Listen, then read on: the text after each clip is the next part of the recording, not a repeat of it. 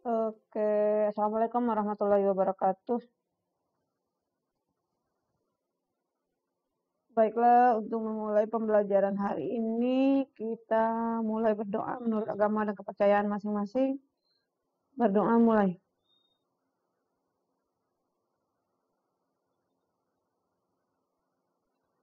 Berdoa selesai. Kita lanjutkan pembelajaran minggu kemarin ya, Neng. Pembelajaran minggu kemarin yaitu peran pelaku kegiatan ekonomi. Kemarin itu ada rumah tangga konsumen ya. Terus ada rumah tangga keluarga ini sebagai penyedia sumber daya ekonomi. Kenapa dia disebut sebagai penyedia? Karena pada minggu kemarin itu dia bisa menyediakan tenaga kerja, dia bisa menyediakan lahan, ya kan? Dia bisa menyediakan sumber daya manusia. Jadi dia disebut sebagai sumber kegiatan ekonomi. Nah, sekarang kita masuk yang ke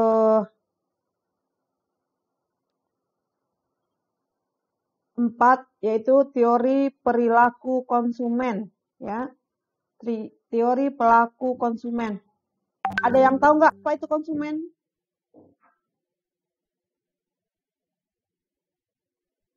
Ada yang tahu? Pemakai barang atau jasa, Bu. Nah, pemakai barang atau jasa yang udah disediakan ya. Dia pemakai barang atau jasa, ya. Itu orangnya, konsumen itu orangnya. Sementara kegiatannya disebut konsumsi, ya.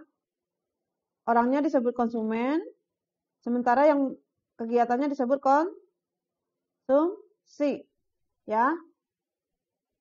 Yang pertama yaitu ada pendekatan kardinal, ya. Pendekatan kardinal didasarkan pada asumsi bahwa tingkat kepuasan yang diperoleh konsumen dapat diukur dengan satuan tertentu. Nah, kita lihat di sini ada hukum Gosen 1, ya. Lihat ada hukum Gosen 1 yang berbunyi jika konsumsi suatu barang dilakukan terus-menerus, kenikmatannya mula-mula tinggi, namun semakin lama kenikmatan akan menurun sampai akhirnya mencapai titik jenuh. Ya, hukum Gosen 1. Nah, sama gini. Ketika kamu misalnya pengen ayam, ya, pengen ayam. Terus hari ini mamanya masak ayam. Wah, itu nikmat banget. Kenapa? Karena kita lagi pengen ya. Kita lagi pengen. Terus besok mamanya bikin ayam lagi. Ya kan? Itu masih nikmat. Tapi kenikmatannya udah mulai berkurang. Tidak seperti hari ini. Karena hari ini kita pengen banget, ya kan? Karena hari ini dapat, besok dimasak lagi, kenikmatannya udah. Besoknya dimasak lagi, itu menurun lagi kenikmatannya. Besoknya dimasak lagi, besoknya dimasak lagi, sampai kamu bosan. Akhirnya udah nggak enak. Nggak nikmat udah itu ayam. Ya, nggak nikmat itu ayam. Sama kayak kamu. Weh, kamu hari ini bayangin. Makan nasi Padang enak nih kayaknya. Itu kan enggak? Nasi Padang enak nggak? Enak nggak? Enak, Bu. Enak. Kata siapa? Kata Bu Rahma biasa aja.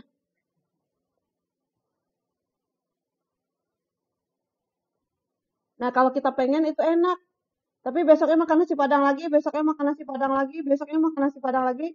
Maka kita itu lama-lama akan bosan ya. Jadi nggak enak. Kayak Bu Rahma nasi Padang biasa aja karena tiap hari makan nasi Padang gitu ya. Kan orang Padang gitu. Ya kan?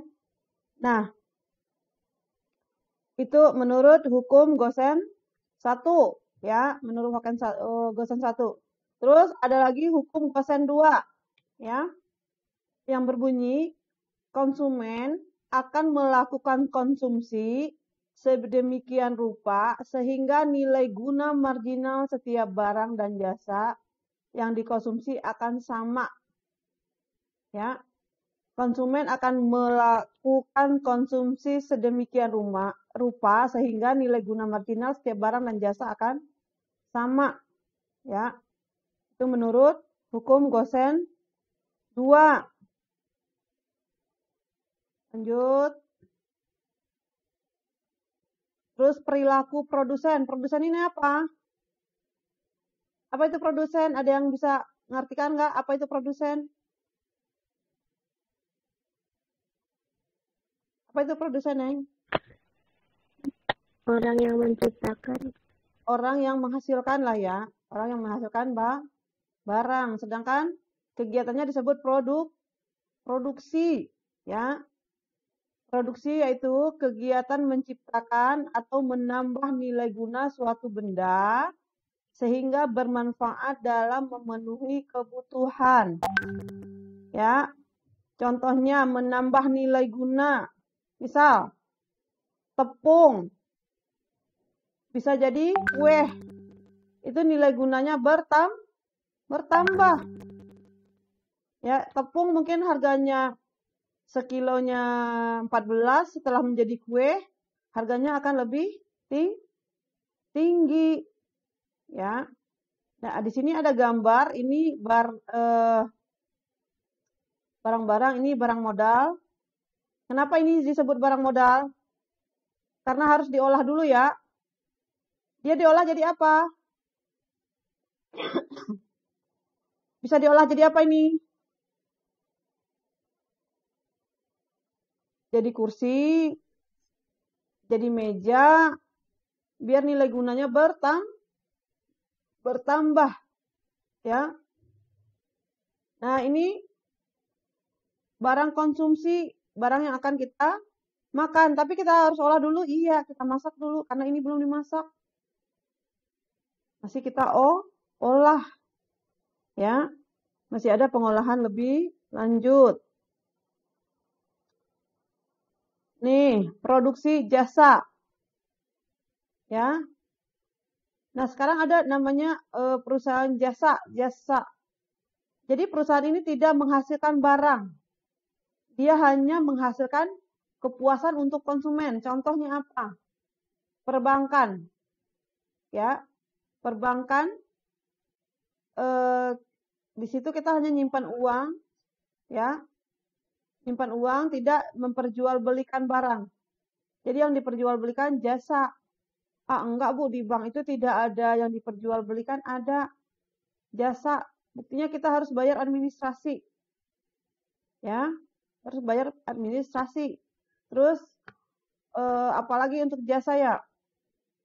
Kalau perhotelan sekarang itu udah campur dengan dagang karena dia udah buka rumah makan yang diperjualbelikan. Jadi dia campur dengan dagang. Kalau hanya pelayanannya aja itu dia masih masuk jasa, ya. Terus lanjut. Faktor-faktor produksi. Yang pertama, faktor produksi alam, ya. Semua kekayaan alam yang dapat digunakan dalam proses produksi. Contohnya apa? Barang tambang. Ya, barang tambang. Apa contoh barang tambang? Minyak mentah. Ya. Jadi minyak itu diolah dulu, ntar akan terbentuklah premium, solar gitu kan. Jadi itu hasil pengolahan. Terus emas. Untuk emas itu diolah maka terjadilah perhiasan. Ya, karena emas aslinya nggak kayak gelang, nggak kayak anting, nggak kayak kalung, nggak. Itu udah hasil pengolahan. Ya, lanjut. Yang kedua, faktor tenaga kerja. Faktor produksi insani yang secara langsung maupun tidak langsung menjalankan kegiatan produksinya. Pengelompokan tenaga kerja. 1. Menurut kualitasnya terbagi. Tenaga kerja terdidik. Ingat, tenaga kerja terdidik. Ya. Melalui pendidikan tertentu sehingga memiliki keahlian di bidangnya. Nah, itu terdidik. Siapa contohnya? Dokter. Dokter itu tenaga kerja terdidik. Siapa lagi? Guru. Guru itu tenaga kerja terdidik. Ya. Terus siapa lagi? Perawat. Dia tenaga kerja terdidik. Siapa lagi? Bidan. Pokoknya banyak lah ya. Terus yang kedua, tenaga kerja terampil. Memerlukan kursus atau latihan keterampilan tertentu sehingga terampil di bidangnya. Contohnya siapa? Supir. Ya, supir. Bu, supir itu terdidik enggak? Ada yang terdidik juga. Tapi Ibu belum pernah dengar kuliah jurusannya apa? Supir. Ya kan? Kalau misalnya dokter, kuliah jurusan apa? Kedokteran. Kuliahnya jurusan apa? Kebidanan. Kuliah jurusan apa? Kesupiran. Kagak ada. Untuk supir. Jadi dia terampil. Dia bisa bawa mobil hanya dengan latihan atau kursus-kursus tertentu. Ya, jadi tidak memerlukan pendidikan khusus kayak dokter. Terus berikutnya ada tidak terdidik dan tidak terlatih. Contohnya apa? Petugas kebersihan. Ya, petugas kebersihan. Dia tidak butuh terdidik dan tidak butuh terlatih. Nyapu doang kok ya, bersih-bersih. Nyabutin rumput gitu kan ya.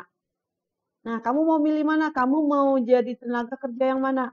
Terdidik, terampil, terdidik dan terampil, tidak terdidik dan tidak terlatih. Ya, Bu, yang gajinya yang banyak yang mana? Ya pastilah yang terdidik. Kayak dokter, perawat, ya. Terus faktor modal. Meliputi segala hal yang digunakan untuk proses produksi barang dan jasa. Contohnya di sini adalah uang. Modal utama buka usaha itu adalah uang. Ya. Itu, Bu, di gambar Ibu ada mesin. Iya, ada mesin. Mesin itu bisa kita beli dengan uang. Benar nggak? Benar kan? Jadi mesin itu bisa kita beli dengan uang. Jadi faktor utama modal itu adalah uang. Terus faktor tenaga kewirausahaan. Merupakan keahlian dan keterampilan pelaku usaha. Nah, ini contohnya apa? Kalau di sini Ibu kasih koki, ya. Koki. Bu, koki mah gampang, tinggal masak-masak doang. Masaknya mah gampang nih. Ya kan? Ntar masak air gosong ya. Terus masak nasi hitam, yang berasnya putih jadi hitam gitu kan. Nah, kalau koki itu juga memerlukan tenaga kerja terdidik. Koki itu harus tahu rasa, tahu bermacam jenis-jenis masakan. Karena rasa yang menyatu itu adalah perpaduan rasa. Maka rasanya akan enak. Ibu juga bisa masak. Masak apa, Bu? Masak sambal. Kamu bisa masak nggak? Ada yang bisa masak nggak? Kelas 10 apa? Kita dulu Masak apaan? Rebus air ya? masak air. Bisa dulu masak mie. Oh iya, masak mie rebus ya. Masak telur. Ngerebus telur gitu ya. Ya. Sayur asem. Oh iya, sayur. Siapa yang bisa masak sayur asam? Nasi goreng, Bu. Umi, Bu. Oh iya. Harus bisa masak, Neng. Perempuan masalahnya ya. Ya, kita lanjut. Peran konsumen dan produsen. Ya. Apa perannya? Peran konsumen. Satu, memakai barang dan jasa. Kamu konsumen apa produsen? Konsumen. Nah, konsumen. Karena pemakai ya. Yang kedua, membantu peredaran barang dan jasa. Ya, membantu peredaran barang dan jasa. Yang ketiga, mempengaruhi kebijakan pemerintah dalam rangka perlindungan konsumen. Yang keempat, menaikkan dan menurunkan harga faktor produksi. Nah, Bu, gimana caranya kita menaikkan dan menurunkan harga faktor produksi? Ketika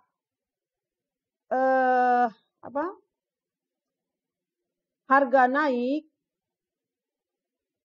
permintaan akan menurun. Ya. Permintaan menurun, harga akan naik. Ketika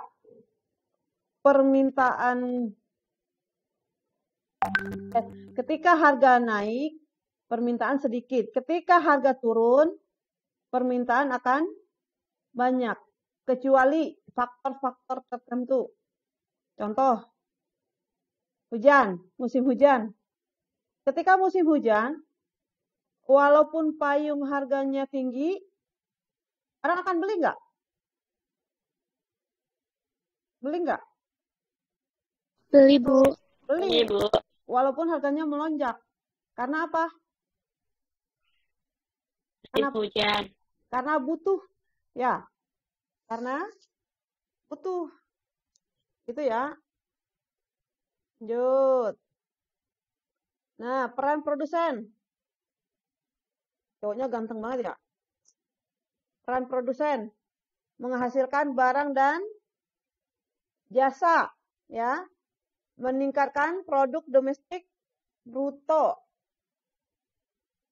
Pemakaian faktor-faktor produksi.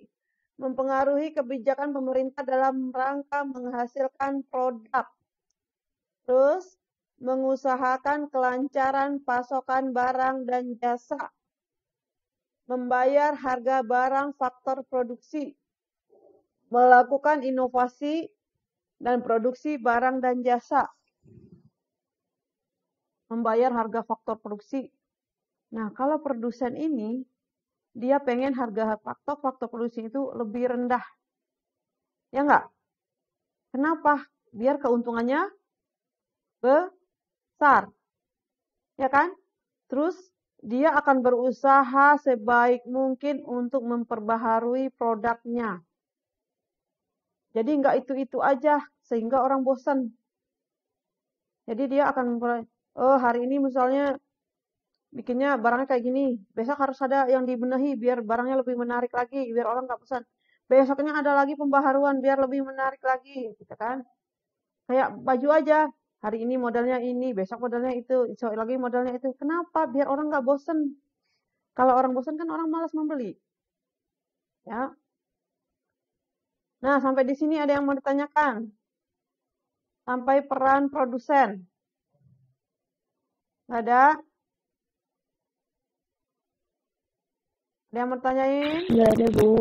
Bisa kira-kira? Insya Allah, Bu. Wabillahi taufiq wal hidayah. Assalamualaikum warahmatullahi wabarakatuh. Waalaikumsalam.